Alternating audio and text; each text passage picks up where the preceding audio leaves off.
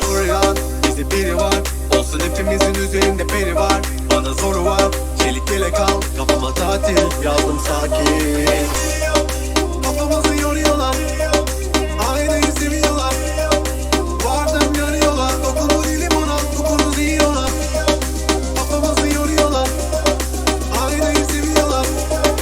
Vardım yanıyorlar, dokunu dilim ona, kokunuzu yiyorlar. Siz yapar her gece kovdum kafaları, dinleme gerçeği duydum. İstedim ay gibi gecelere dolsun, üstüme gelmesin ellerin olsun.